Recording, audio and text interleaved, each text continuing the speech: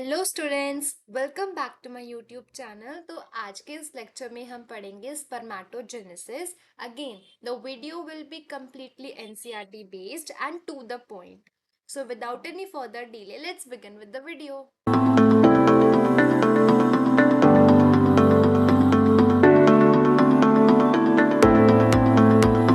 तो गैमेटोजेनेसिस एक ऐसा प्रोसेस होता है जिसमें जो बॉडी है वो क्या प्रोड्यूस करती है, गैमीट्स, या फिर हम कह सकते हैं सेक्स सेल्स।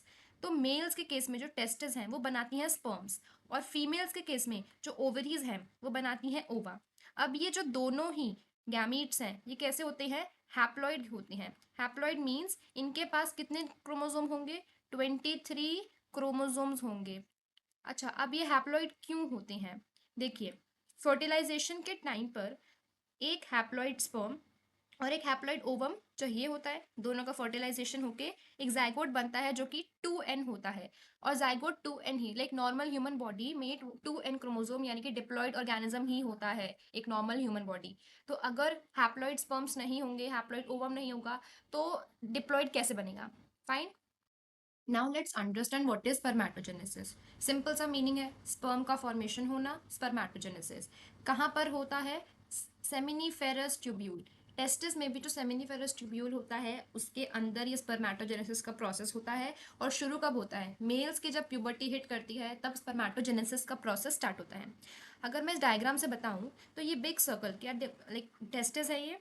इसके अंदर मैंने आपको बताया था कि लाइक बहुत सारे टेस्टिकुलर लोब्यूल्स होते हैं, तो मैंने 3 टेस्टिकुलर लोब्यूल्स दिखा दिए हैं। Each testicular lobule contains 2 to 3 seminiferous tubule. तो ये सेमिनिफेरस ट्यूब्यूल है और यहीं पर ही आपका स्पर्मेटोजेनेसिस का प्रोसेस हो रहा होता है। तो अभी हम स्टेप्स इन स्पर्मेटोजेनेसिस को समझते हैं, जिसमें से सबसे पहले हम एक स्पेशल सेल की बात करते हैं जो कि है स्पर्मेटोगोनिया। फॉर एग्जाम्पल ये स्पर्मेटोगोनिया है, ठीक है। अब ये बड़ा ही इमेच्योर सा मेल जर्म सेल है। ये कहाँ होता है, मान लीजिए सेमिनिफेरस ट्यूब्यूल है, इसकी इनर लाइनिंग पर बहुत सारे आपके स्पर्मेटोगोनिया होती हैं। अब ये स्पर्मेटोगोनिया क्या करता है, 1 से 2 बनता है, 2 से 4 बन जाती हैं। ये अपने आप को डिवाइड करते हैं, किस प्रोसेस से, माइटोसिस से। अब देखो जो सबसे स्टार्टिंग वाला स्पर्मेटोगोनिया है ना, ये डिप्लॉयड होता है। अब क्योंकि माइटोसिस से डिवाइड हो रहे हैं, माइटोसिस तो इक्वेशनल डिवीजन होती है, इसीलिए जो इनमें क्रोमोसोम नंबर है वो हाफ नहीं होता है। सारे के सारे स्पर्मेटोगोनिया डिप्लॉयड ही रहते हैं, यानी कि इनके पास कितने क्रोमोसोम होते हैं, 46 क्रोमोसोम्स प्रेजेंट होते हैं। नाउ एक्चुअल स्टेप्स पे आते हैं। तो स्टेप 1 ही यही होता है कि स्पर्मेटोगोनिया डिवाइड कर रहे हैं माइटोसिस की हेल्प से और खुद के नंबर को बढ़ा रहे हैं। स्टार्टिंग में अगर एक स्पर्मेटोगोनिया था तो अब मान लो 100 हो गए, 200 हो गए, खुद को डिवाइड कर रहे हैं, खुद के नंबर को बढ़ा रहे हैं। और जैसा कि आपको बताया था डिप्लॉयड ही रहेंगे और कितने क्रोमोसोम रहेंगे, 46 क्रोमोसोम रहेंगे। सेकेंड स्टेप में क्या करते हैं, ये जो स्पर्मेटोगोनिया है ना साइज में बड़े हो जाते हैं और खुद को क्या बना लेते हैं, प्राइमरी स्पर्मेटोसाइट। मान लो ये आपका एक स्पर्मेटोगोनिया है, ये डिफ्रेंशिएट करके खुद को एक बड़ा सा प्राइमरी स्पर्मेटोसाइट बना लेता है। यहाँ पे कोई भी डिविजन नहीं हो रही है, कुछ भी नहीं हो रहा है, बस वो खुद के अंदर कुछ मॉडिफिकेशन कर रहा है, कुछ चेंजेस कर रहा है और खुद को क्या बना ले रहा है, स्पर्मेटोगोनिया से स्पर्मेटोसाइट बना दे रहा है। और जो प्राइमरी स्पर्मेटोसाइट है ये अभी भी डिप्लॉयड है, क्योंकि यहाँ पे कोई डिविजन तो हुई नहीं है, तो ये अभी भी डिप्लॉयड सेल ही है। अब आते हैं हम सबसे इंपॉर्टेंट स्टेप पे, which is first meiotic division. अब जो प्राइमरी स्पर्मेटोसाइट बना था ये क्या करता है, मियोसिस 1 करता है। मियोसिस 1 को हम रिडक्शन डिवीजन भी बोलते हैं, क्योंकि इसमें क्रोमोसोम का जो नंबर होता है वो हाफ होता है, यानी कि कोई डिप्लॉइड सेल हैप्लॉइड बन जाता है। अब जब प्राइमरी स्पर्मेटोसाइट मियोसिस 1 करता है तो 2 इक्वल सेकेंडरी स्पर्मेटोसाइट्स बनते हैं। मान लीजिए ये आपका प्राइमरी स्पर्मेटोसाइट है, इसने क्या किया, मियोसिस 1 करके 2 सेकेंडरी स्पर्मेटोसाइट्स बना लिए और जो कि इक्वल होते हैं एकदम, ठीक है। अब रिडक्शन डिवीजन होना क्यों ज़रूरी था, क्योंकि हमें क्रोमोसोम नंबर को अल्टीमेटली हाफ करवाना ही है। जो अच्छा स्पर्मेटोजेनेसिस क्या है, स्पर्म बना रहे हैं, राइट। अब स्पर्म को तो हैप्लॉइड होना पड़ेगा, तो यही वो प्रोसेस है जहाँ पे एक्चुअली में जो स्पर्मेटोगोनिया जो कि स्टार्टिंग में डिप्लॉयड था, अब वो धीरे धीरे जब आगे डेवलप कर रहा है, डिवाइड कर रहा है, तो वो हैप्लॉइड हो गया है यहाँ पे। अब हम स्टेप 4 की बात करते हैं। अब जो सेकेंड मियोटिक डिवीजन होगा किसका होगा, अभी लास्ट स्टेप में क्या बना, हमारे पास 2 सेकेंडरी स्पर्मेटोसाइट बने थे, राइट। अब ये एक सेकेंडरी स्पर्मेटोसाइट, दूसरा सेकेंडरी स्पर्मेटोसाइट। अब ये दोनों मियोसिस 2 करेंगे। मियोसिस 2 जो होता है वो माइटोसिस की तरह ही सेम होता है। इसमें बस सेल्स डिवाइड हो जाती हैं आपस में, बट क्रोमोसोम नंबर कम नहीं होता है। तो यहाँ पर आपको इन टोटल, मतलब एक से तो 2 ही मिल रहा है, बट इन टोटल हम बात करें तो 4 इक्वल हैप्लॉइड स्पर्मेटिड्स मिलते हैं आपको। अल्टीमेटली ये सब जो मिले हैं ये क्या है, ये स्पर्मेटिड्स हैं जो कि कैसे हैं, हैप्लॉइड हैं। Got it. अब देखो आपको जो स्पर्मेटिड्स मिले वो कैसे हैं, स्फेरिकल हैं, ठीक है। क्या ये अपने आप मूव कर सकते हैं? The answer is no. ये इमेच्योर होते हैं, ये हैप्लॉइड तो होते ही हैं पर ये मोटाइल नहीं होते हैं, ये मूव नहीं कर सकते हैं। तो ये जो स्पर्मेटिड्स बने हैं 4, इनका ना बदलाव होगा, ये ट्रांसफॉर्म करेंगे खुद को किस में बदलेंगे, स्पर्मेटोजोआ जिसे हम स्पर्म भी बोलते हैं। जब स्पर्मेटिड स्पर्म में कन्वर्ट होता है, स्पर्म में खुद को ट्रांसफॉर्म करता है, इस प्रोसेस को हम स्पर्मियोजेनेसिस बोलते हैं। इस प्रोसेस के टाइम पे जो ये स्पर्मेटिड होता है ये बहुत सारे मॉर्फोलॉजिकल चेंजेस करता है और खुद को क्या बनाता है, एक मैच्योर मेल स्पर्म। तो स्पर्मेटिड खुद को क्या बना रहा है, एक मैच्योर मेल स्पर्म बना रहा है। लास्ट में एक प्रोसेस और होता है जिसे हम कहते हैं स्पर्मिनेशन। स्पर्मिनेशन में जो अब पूरी तरीके से स्पर्म बन चुका है वो साटोली सेल से न्यूट्रिशन लेता है और देन सेमिनिफेरस ट्यूब्यूल से रिलीज आउट हो जाता है। अब अगर मैं आपको पूरे स्पर्मेटोजेनेसिस के प्रोसेस को एक फ्लो चार्ट की हेल्प से समझाऊं तो देखो, सबसे पहले तो स्पर्मेटोजेनेसिस हो कब रहा है, प्यूबर्टी पर हो रहा है। प्यूबर्टी पे स्पर्मेटोगोनिया नाम के सेल जो कि इमेच्योर होते हैं और सेमिनिफेरस ट्यूब्यूल की लाइनिंग में प्रेजेंट होती हैं, वो खुद को पहले तो मल्टीप्लाई करते हैं, खुद को डिवाइड करते हैं एंड देन डिफ्रेंशिएट भी करते हैं अल्टीमेटली, और डिफ्रेंशिएट करके खुद को क्या बना लेते हैं, प्राइमरी स्पर्मेटोसाइट। अब जो स्पर्मेटोगोनिया होता है वो डिप्लॉयड होता है, 2n होता है, तो जो प्राइमरी स्पर्मेटोसाइट है वो भी तो 2n ही होगा क्योंकि अभी तक कोई डिवीजन हुई नहीं है एज सच। अब ये जो प्राइमरी स्पर्मेटोसाइट है ये अपने आप को क्या करते हैं, फर्स्ट मियोटिक डिवीजन करते हैं और क्या बनाते हैं, सेकेंडरी स्पर्मेटोसाइट बनाती हैं। अब यहाँ पे क्योंकि फर्स्ट मियोटिक डिवीजन है तो ये होता है रिडक्शनल डिवीजन। अब secondary spermatocyte second meiotic division करते हैं और खुद को स्पर्मेटिड्स बना लेते हैं। अब ये स्पर्मेटिड्स कैसे होते हैं, राउंड हैं, नॉन मोटाइल हैं, अब ये मूव नहीं कर सकते हैं, फाइन, तो ये खुद को डिफ्रेंशिएट करते हैं। इस प्रोसेस को हम क्या बोलते हैं, स्पर्मियोजेनेसिस। एंड अल्टीमेटली फिर ये खुद को ट्रांसफॉर्म कर लेते हैं स्पर्मेटोजोआ या फिर स्पर्म में, जो कि कैसे हैं, हैप्लॉइड हैं। स्पर्मेटोजेनेसिस के पूरे प्रोसेस में कुछ हार्मोन्स का इन्वॉल्वमेंट होता है। ये हार्मोन्स जो हैं इनिशिएशन और मेंटेनेंस में हेल्प करते हैं, किसके, स्पर्म प्रोडक्शन के। स्पर्म प्रोडक्शन को इनिशिएट करने में, उसको मेंटेन करने में ये हार्मोन्स हेल्प करते हैं। प्यूबर्टी के टाइम पर हाइपोथैलेमस जो है ये क्या करता है, इंक्रीज कर देता है सिक्रीशन, एक हार्मोन के सिक्रीशन को इंक्रीज कर देता है। इस हार्मोन का नाम है गोनाडोट्रोपिन रिलीजिंग हार्मोन। हाइपोथैलेमस क्या करता है, जीएनआरएच हार्मोन जो है that is gonadotropin releasing hormone, इसके सिक्रीशन को इंक्रीज कर देता है। अब ये जो हार्मोन बना जीएनआरएच, ये किस पे एक्ट करता है, एंटीरियर पिट्यूटरी। जीएनआरएच है ये एंटीरियर पिट्यूटरी के पास जाता है और उसको स्टिम्युलेट करता है दो और हार्मोन्स सिक्रीट करने के लिए। कौन से दो hormones, luteinizing hormone and follicle stimulating hormone, in short LH and FSH को सिक्रीट करने के लिए स्टिम्युलेट करता है। अब ये जो दोनों हार्मोन्स बनी हैं ये टेस्टिस के डिफरेंट सेल्स पे एक्ट करते हैं। LH that is luteinizing hormone secrete हुआ है, ये लेडिग सेल पे एक्ट करता है। अगर मैं आपको फिर से याद दिलाऊं कि लेडिक सेल्स होते क्या है, मानिए ये आपका टेस्टिकुलर लोब्यूल है एक, इसके अंदर ये 2 to 3 highly coiled seminiferous tubule है।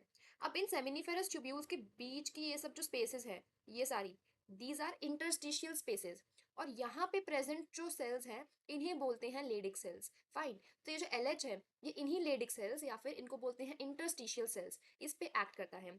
फिर लेडिक सेल क्या करता है, एंड्रोजन और टेस्टोस्टेरोन ये सिक्रीट करता है। फाइन, अब एंड्रोजन का काम क्या होता है, एंड्रोजन स्टिम्युलेट एंड मेंटेन करता है स्पर्मेटोजेनेसिस के पूरे प्रोसेस को, और साथ ही में मेल में जो सेकेंडरी सेक्सुअल कैरेक्टर्स हैं जैसे कि फेशियल हेयर आना, बॉडी हेयर आना, vocal changes that is voice का हार्डन हो जाना, राइट, ये सब मेल सेकेंडरी सेक्सुअल कैरेक्टर्स हैं और एंड्रोजन इन्हीं सब के डेवलपमेंट में कंट्रीब्यूट करता है। Next is FSH that is follicle stimulating hormone. FSH Sertoli cells पे काम करता है। आपका ये एक सेमिनिफेरस ट्यूब्यूल है, इसमें साटोली सेल्स प्रेजेंट होते हैं अंदर इफ यू रिमेंबर, तो ये एफएसएच इन साटोली सेल्स पे एक्ट करता है। और ये साटोली सेल्स कहाँ होते हैं, सेमिनिफेरस ट्यूब्यूल में। ये साटोली सेल्स सर्टेन फैक्टर्स बनाती हैं, ये फैक्टर्स स्पर्मियोजेनेसिस में हेल्प करती हैं। स्पर्मियोजेनेसिस क्या है, एक इमोटाइल स्फेयर स्पर्मेटिड से मैच्योर मोटाइल स्पर्म बनना। पूरे प्रोसेस को एक फ्लो चार्ट से समझते हैं। सबसे पहले शुरुआत होती है हाइपोथैलेमस से। हाइपोथैलेमस क्या सीक्रेट करता है? GnRH, that is gonadotropin releasing hormone. ये जीएनआरएच एक्ट करता है किस पे? एंटीरियर पिट्यूटरी पे। और एंटीरियर पिट्यूटरी से दो हार्मोन्स सीक्रेट कराती हैं, that is LH luteinising hormone and FSH that is follicle stimulating hormone. LH act करता है लेडिक सेल्स पे, और लेडिक सेल्स क्या बनाते हैं? Androgens, testosterone. एफएसएच एक्ट करता है साटोली सेल्स पे, जो कि कुछ फैक्टर्स सिक्रिएट करता है जो स्पर्मियोजेनेसिस के लिए हेल्पफुल होता है। तो ओवरऑल ये सभी हार्मोन्स किसमें हेल्प कर रहे हैं? स्पर्मेटोजेनेसिस के लिए। Now let us move forward and understand the structure of sperm. Sperm क्या होता है? मेल गैमीट होता है, जो कि हाईली स्पेशलाइज्ड माइक्रोस्कोपिक सेल है और फर्टिलाइजेशन में हेल्प करता है। स्पर्म में क्या क्या पार्ट्स होते हैं? हेड होता है, जैसे आप डायग्राम में देख सकते हैं। नेक होता है, मिडिल पीस होता है, टेल होता है। Head, this is neck, this is middle piece and this complete thing is your tail. अब ये पूरा स्पर्म एक पतली सी लेयर से सराउंडेड होता है या कवर्ड होता है, जैसे कि एक सेल कवर होता है एक सेल मेम्ब्रेन से, वैसे ही ये पूरा स्पर्म कवर होता है एक पतली सी लेयर से, जिसे हम बोलते हैं प्लाज्मा मेम्ब्रेन। अभी हम सारे स्ट्रक्चर्स को एक बार डिटेल में पढ़ते हैं। तो शुरुआत करते हैं हेड से। तो head is anterior part of the sperm. पूरे स्पर्म का आगे वाला हिस्सा, यानी कि सबसे एंटीरियर मोस्ट पार्ट है हेड। हेड में क्या? एक हैप्लॉइड न्यूक्लियस है। ऑब्वियसली स्पर्म हैप्लॉइड है, तो उसके अंदर जो न्यूक्लियस होगा वो भी हैप्लॉइड होगा। Fine. Acrosome, acrosome is anterior portion of the head. आप पूरे हेड का एंटीरियर पोर्शन, अगर आप ये वाला हिस्सा देखें, दिस इज एक्रोसोम, और एक कैप लाइक स्ट्रक्चर है।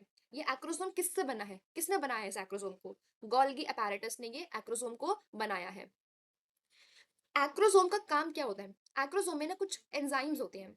ये एंजाइम स्पर्म को हेल्प करते हैं कि वो एग में पेनिट्रेट कर जाए। फर्टिलाइजेशन के टाइम पे क्या होता है? एग में एक स्पर्म को अंदर आके फर्टिलाइजेशन करना पड़ता है। अब अगर स्पर्म केपेबल ही नहीं है कि वो एग की जो कवरिंग है इसको तोड़ के अंदर आ पाए, तो फिर कैसे फर्टिलाइजेशन होगा? तो स्पर्म में कुछ ऐसे एंजाइम्स होते हैं जो कि एक्रोसोम में प्रेजेंट होते हैं, जो हेल्प करते हैं स्पर्म को कि वो पेनिट्रेट कर जाए एग की कवरिंग को during fertilization. Next is middle piece. Middle piece में माइटोकॉन्ड्रिया होते हैं, जो कि स्पाइरली अरेंज्ड होते हैं, जैसे आप पिक्चर में देखो स्पाइरली अरेंज्ड है। क्या काम होता है माइटोकॉन्ड्रिया का? ऑब्वियसली एटीपी प्रोड्यूस करेंगे। और ये एनर्जी हमें क्यों चाहिए? ताकि जो स्पर्म है वो मूव कर सके, मूवमेंट हो सके। और मिडिल पीस को हम power house of the sperm भी बोलते हैं। क्यों? क्योंकि मिडिल पीस के अंदर माइटोकॉन्ड्रिया है, जो कि एटीपी बना के एनर्जी दे रहा है स्पर्म को। Got it? Next is tail. तो पूरे स्पर्म का लॉन्गेस्ट पार्ट टेल ही है। पूरे स्पर्म का टेल ही लॉन्गेस्ट पार्ट होता है, और ये क्या करता है? विप लाइक मूवमेंट शो करता है। फाइन। अब टेल का काम क्या है? ऑब्वियसली मोटिलिटी प्रोवाइड कराएगा स्पर्म को, स्पर्म मूव कर सके ये एबिलिटी देगा। स्पर्म को हेल्प करता है कि वो स्विम कर सके फीमेल के रिप्रोडक्टिव ट्रैक्ट में, ताकि वो ओवम तक पहुंच सके। प्लाज्मा मेम्ब्रेन हमने अभी समझा था। प्लाज्मा मेम्ब्रेन क्या है? जो पूरे स्पर्म को कवर कर रखा है, पूरे स्पर्म को खुद में अंदर कवर कर रखा है, दैट इज प्लाज्मा मेम्ब्रेन। अब हमें ये क्यों चाहिए होता है? स्पर्म को प्रोटेक्ट करने के लिए, और साथ ही साथ कुछ ऐसे सब्सटेंस जो स्पर्म के अंदर जा रही है या स्पर्म से बाहर आ रही है, उसको ये प्लाज्मा मेम्ब्रेन ही रेगुलेट करता है। Sperm count and fertility. तो देखो, सिंगल क्वाइटस के टाइम पे जो ह्यूमन मेल होता है वो अप्रोक्सीमेटली 200 से 300 मिलियन स्पर्म इजैकुलेट करता है। अब क्या है कि 200 से 300 मिलियन स्पर्म्स ही हमें चाहिए होते हैं फर्टिलाइजेशन के लिए? The answer is no. आपके मान लीजिए 100% स्पर्म में से हमें सिर्फ 60% स्पर्म ऐसे चाहिए जिनका नॉर्मल शेप है और नॉर्मल साइज है। इन 60% में से भी 40% स्पर्म हमें ऐसे चाहिए जो विगरस मोटिलिटी शो कर रहे हैं, दैट इज जो क्विकली मूव कर रहे हैं। तो ऐसे स्पर्म्स ही हमें चाहिए, और ये जो फैक्टर्स हैं, normal shape, normal size, vigorous motility, ये बहुत ही जरूरी होती है सक्सेसफुल फर्टिलाइजेशन के लिए। अगर कोई भी स्पर्म के पास इनमें से कोई भी इनएबिलिटी है, फॉर एग्जाम्पल वो बहुत स्लो है, वो इतना जल्दी मूव नहीं कर रहा है, तो वो फर्टिलाइजेशन नहीं करवा पाएगा। अब हमने कुछ प्रीवियस लेक्चर में मेल एसेसरी डक्ट्स पढ़े थे। तो अब बस एक पाथवे है ये पूरा, कि सेमिनिफेरस ट्यूब्यूल में जो स्पर्म बना है, अब वो कैसे बाहर बाहर फाइनली बॉडी के बाहर आ जाएगा। ठीक है, तो सेमिनिफेरस ट्यूब्यूल से स्पर्म की जर्नी स्टार्ट होती है, और रास्ते में मिलता है रेटिटेस्टिस। तो सेमिनिफेरस ट्यूब्यूल से स्पर्म जाता है rete testis, then vasa efferentia, then epididymis, then vas deferens, फिर कुछ इजैकुलेटरी डक्ट में, देन यूरेथ्रा से कंबाइन कर जाता है, एंड देन फाइनली बॉडी के बाहर आ जाता है। This is completely theoretical concept जो आपको लर्न ही करना होगा। अच्छा, अब एक बहुत ही कॉमन डाउट को क्लियर करती हूँ, कि जो भी मेल इजैकुलेट कर रहा है उसको हम स्पर्म नहीं बोल सकते कि मेल स्पर्म इजैकुलेट कर रहा है, हम उसे बोलते हैं सीमेन। कि मेल जो है सीमन इजैकुलेट कर रहा है। तो सीमन में दो चीजें होती हैं, एक तो स्पर्म होता ही है, दूसरा होता है आपका सेमिनल प्लाज्मा। अब सेमिनल प्लाज्मा क्या होता है? तो जो हमने एसेसरी डक्ट्स पढ़े थे, that is epididymis, vas deferens, seminal vesicles, prostate glands, तो कुछ डक्ट्स, कुछ ग्लैंड्स, ये सब ना कुछ कुछ सिक्रेट करते हैं, कुछ ना कुछ ये लोग बनाते रहते हैं।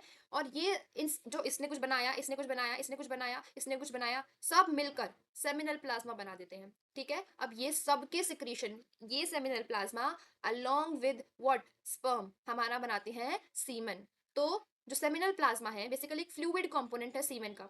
पूरे सीमेन में जो फ्लूइड फ्लूइड कंपोनेंट है दैट इज हमारा सेमिनल प्लाज्मा। अब सेमिनल प्लाज्मा क्यों चाहिए होता है, क्यों हेल्पफुल होता है? बेसिकली ये जो स्पर्म है उसको नरिश करता है, प्रोटेक्ट करता है और ट्रांसपोर्ट करने में भी हेल्प करता है। तो अगर हम शॉर्ट में देखें तो सीमेन मिक्सचर होता है किसका, स्पर्म का और सेमिनल प्लाज्मा का। Got it? This is the end of the spermatogenesis. If you have any doubt then do comment below. If you found this video helpful, do like, share and subscribe to my channel. See you all in the next video.